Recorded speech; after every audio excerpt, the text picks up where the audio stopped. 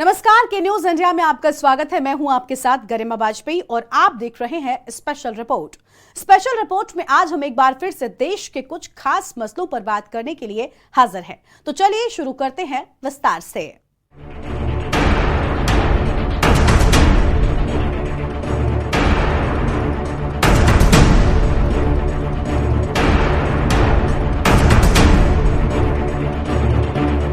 बिहार में जातिगत सर्वे के नतीजे आने के बाद इसे लेकर पूरे देश में बहस छिड़ गई है।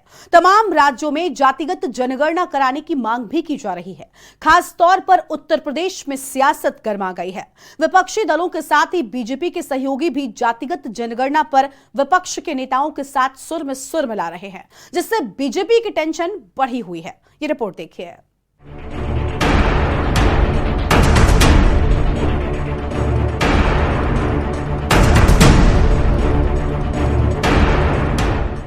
बिहार में जातीय जनगणना के आंकड़े जारी होने के बाद उत्तर प्रदेश में भी मंडल बनाम कमंडल की राजनीति को धार देने की तैयारी में विपक्षी दल जुट गए हैं।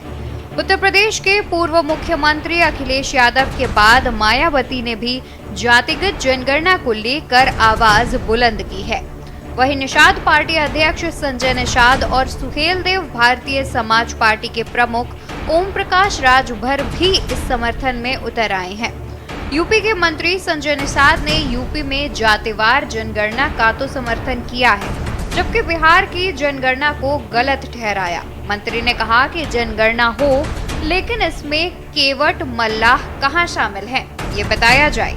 वहीं जनगणना के मुद्दे पर बीएसपी सुप्रीमो मायावती ने कहा है कि बिहार सरकार ने जातीय जनगणना के आंकड़े जारी कर दिए हैं, जिसको लेकर चर्चा हो रही है। इससे कुछ दल असहज हो रहे हैं। ये इशारा साफ बीजेपी की तरफ है। मायावती के मुताबिक बीएसपी पिछड़ा वर्ग के संवैधानिक अधिकारियों के लिए लड़ाई लड़ने में आगे रहेगी। बहुजन समाज के पक्ष में नई राजनीति करवट ले रही है। SC/ST आरक्षण को निष्क्रिय और निष्प्रभावी बना दिया गया है। मंडल विरोधी और सांप्रदायिक दल चिंता में पड़ गए हैं। यूपी सरकार को जातीय जनगणना के लिए तुरंत कदम उठाने चाहिए। केंद्र की मोदी सरकार को भी जातिगत जनगणना का ऐलान कर पिछड़ों को उनके हक के लिए प्रयास करना चाहिए। उधर पूर्व प्रदेश कांग्रेस अध्यक्ष अजय कुमार लल्लू ने सीएम योगी को पत्र लिखा है। इसमें जातिगत जनगणना कराने की मांग की गई है। लल्लू ने कहा कि क्रांतिकारी बदलाव बिना आंकड़ों के संभव नहीं है। बिहार ने पूरे देश को रास्ता दिखाया है। आपको बता दें कि सपा प्रमुख अखिलेश यादव लगातार जातिगत जनगणना को लेकर आवाज बुलंद कर रहे हैं। अखिलेश यादव ने कहा था कि बीजेपी सरकार राजनीति छोड़कर देश हित में जातिगत जनगणना करवाए। यही सामाजिक न्याय का आधार है। अखिलेश कहते हैं कि जातिगत जनगणना 85 से 15% का संघर्ष नहीं है, यह सहयोग का नया रास्ता खोलेगी। जो लोग संघर्ष कर रहे हैं, वंचित वर्ग से हैं, उन्हें इससे अधिकार मिलेगा। जातिगत जनगणना देश की तरक्की का रास्ता है। पीडीए यानी पिछड़ा दलित अल्पसंख्यक ही भविष्य की राजनीति की दिशा तय करेगा। 2024 में होने वाले लोकसभा चुनाव में पीडीए को लेकर आगे बढ़ रही समाजवादी पार्टी को बिहार के जातिवार गणना के आंकड़ों से बल मिल गया है। बिहार में कुल जनसंख्या का 63% ओबीसी और 21% SC/ST है। अब सपा पूरे देश में जातिवार गणना कराने के मुद्दे पर भाजपा को घेरेगी।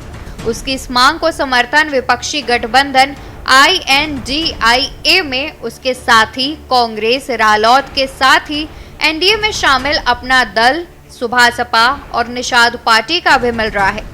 जैसा कि हम बता चुके हैं कि एनडीए और INDIA दोनों ही गठबंधनों से दूरी बनाकर चल रही बसपा प्रमुख मायावती भी जातिवार जनगणना कराने की मांग कर रही हैं। यूं तो सपा जातिवार गणना कराने की मांग पहले से करती आ रही है। सपा मुखिया और नेता प्रतिपक्ष अखिलेश यादव विधानसभा में भी गणना कराने के मुद्दे को उठा चुके हैं। सपा अपने 2022 के चुनावी घोषणा पत्र में भी जातिवार गणना कराने का वादा कर चुकी है। बिहार के जातिवार गणना के आंकड़े सामने आने के बाद अखिलेश ने सोमवार को अपना एजेंडा साफ करते हुए कहा था कि पीडीए ही भविष्य की राजनीति की दिशा तय करेगा। उनके रुख से साफ है कि पार्टी इस मसले पर आने वाले दिनों में और मुखर होगी। मुस्लिम और यादव मतदाताओं में अपनी गहरी पैठ रखने वाले सपा दलित मतदाताओं को भी साधने में लगी है। 2022 के विधानसभा चुनाव से पहले उसने अपने संगठन में लोहिया वाहिनी की तर्ज पर बाबा साहेब भीमराव अंबेडकर वाहिनी का गठन किया था। फिलहाल मुस्लिम और यादव मतदाताओं में अपनी गहरी पैठ रखने वाली सपा दलित मतदाताओं को भी साधने में लगी है। भले ही सपा वर्ष 2022 का विधानसभा चुनाव भाजपा से हार गई हो, लेकिन उसने अपना 10% वोट जरूर बढ़ा लिया था। आपको बता दें कि बिहार कांग्रेस का नारा था गरीबों के साथ, फिर नारा आया कांग्रेस का हाथ गरीबों के साथ। ये नारा देने वाली कांग्रेस का जातीय जनगणना में पूरा समर्थन है। राहुल गांधी के नेतृत्व में कांग्रेस आज वही कर रही है जिसका उसने विरोध किया था। जितनी ज्यादा संख्या उतनी ज्यादा हिस्सेदारी, ये बसपा के संस्थापक काशीराम का नारा था। नीतीश कुमार अब इसी एजेंडे को आगे बढ़ा रहे हैं। बता दें कि बिहार के मुख्यमंत्री नीतीश कुमार ने जातीय सर्वे कराकर राजनीति का नैरेटिव बदलने की कोशिश की है। आज स्थिति यह है कि ममता बनर्जी को छोड़कर इंडिया गठबंधन के सभी सहयोगी दल नीतीश के साथ हैं।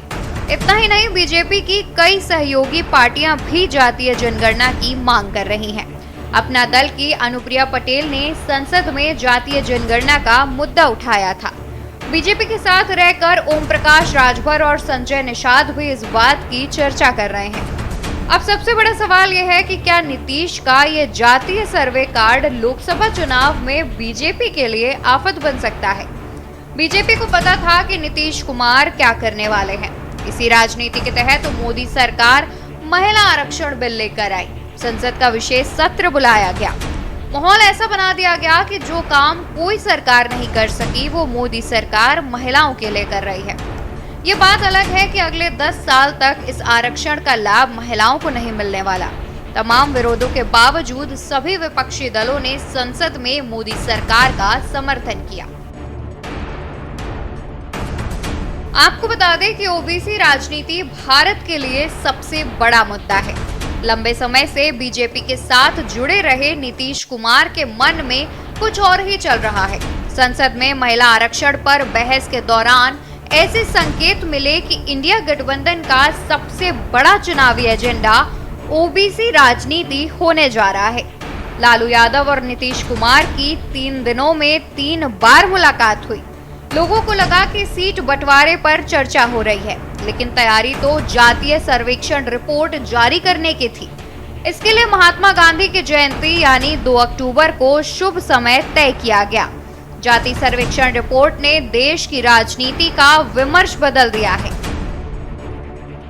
प्रधानमंत्री मोदी हिंदुत्व कार्ड खेल रहे हैं। इसकी काट के लिए अब ओबीसी प्रधानमंत्री नरेंद्र मोदी को हिंदुत्व कार्ड खेलना पड़ रहा है। मंगलवार को चुनावी सभा में उन्होंने कहा कि विपक्ष हिंदू समाज को जातियों में बांटना चाहता है।